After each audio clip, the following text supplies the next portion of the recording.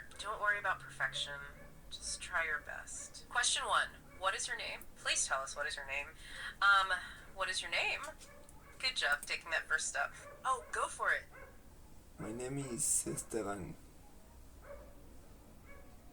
Ah, sister, that's a wonderful name. Thank you for sharing it. Yes, thank you for telling us, sister. It's great to know. It sounds like you're already practicing that first question.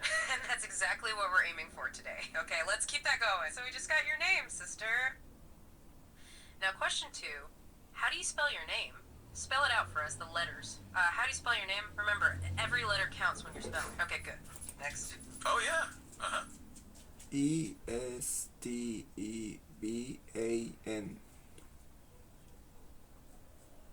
Ah, Esteban. Excellent. Thank you for spelling that out. That's a perfect example of spelling a name. You clearly understand how each letter builds the word. So we have sister and Esteban. It's good to hear you practicing that. Okay, good. Next. Moving right along, building on what we've learned. Question 3. Where are you from, Esteban? Your country. Where are you from, sister? Can you tell me, where are you from? Yep. Go on. I am from Ecuador.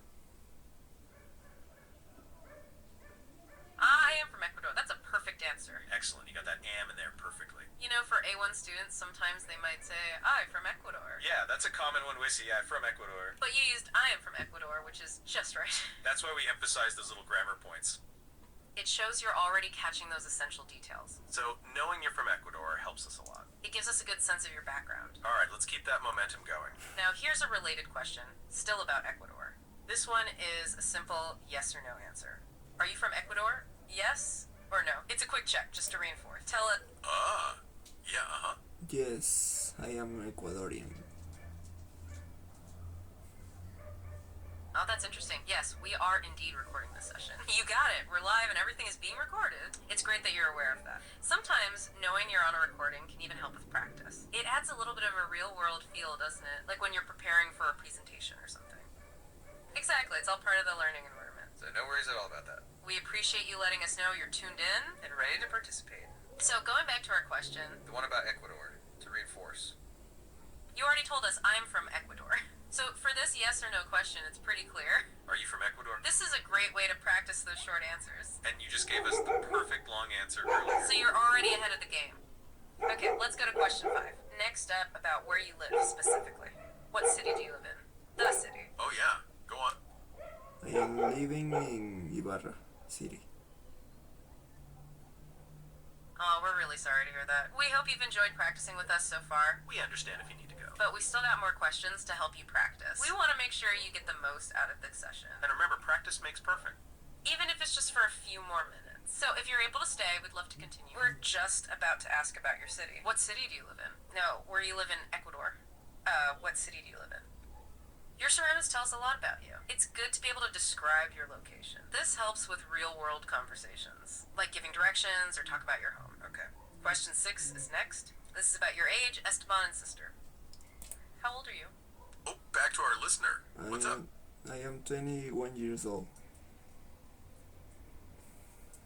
21. That's a perfect way to state your age. Thank you for sharing that with me. Get the full sentence down. I am 21 years old. That's excellent practice for clear communication. It's good to be able to state it clearly, just like you did. And it helps us get to know you a little better, too. So now we know you're 21. That's great. Good, all right, that's question 6. Halfway through this first section of questions. We're building on those personal emails, getting a full picture. Question 7 is next for you. Are you a student or a worker? Are you a student? Hey, yeah, what's up? I am a student. You are a student. Perfect. You answered that so clearly. That helps us understand your daily routine a bit more. So, no job right now, just focused on studies. Like when you mentioned we were recording earlier, that's part of your attention to detail. It gives us context for your routine, what your days are like, and it sets us up perfectly for the next question. Okay, so question 8 now. What do you do? Tell me more about that. What is your job, if you had one? Or what do you study? Since you're a... Oh, yeah, uh-huh. I don't have a job. I'm only study. That's a great way to put it. I don't have a job, I'm only study. You're really clarifying your situation for us. And that's perfect for our conversation flow today, because it tells us exactly what to focus our questions. We want to dive into what you're studying then. So we can rephrase that question 8 just for you. Instead of asking what your job is, we'll focus on your studies. What specifically are you studying, Esteban and sister? What do you do with your 21 years of focus on learning? It's good practice describing your academic path. This is useful for introductions anywhere, right? Oh, yeah, I'm study emergencias médicas in the institute.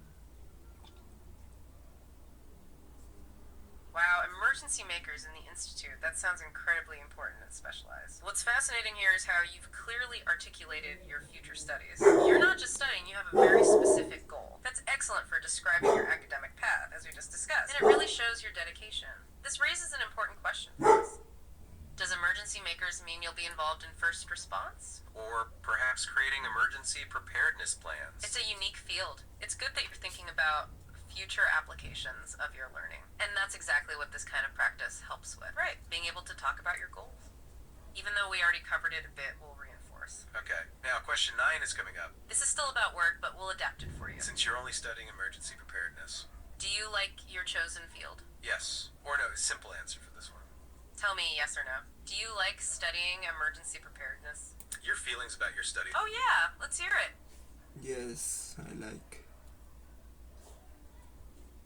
Yes, I like. That's wonderful to hear. So glad you're enjoying the path. Your feelings about your studies are always interesting to hear. It's fantastic when you're passionate about what you're learning, especially in a field as vital as emergency preparedness. That dedication will really serve you well. Even if it's a hypothetical job for now, your interest is key.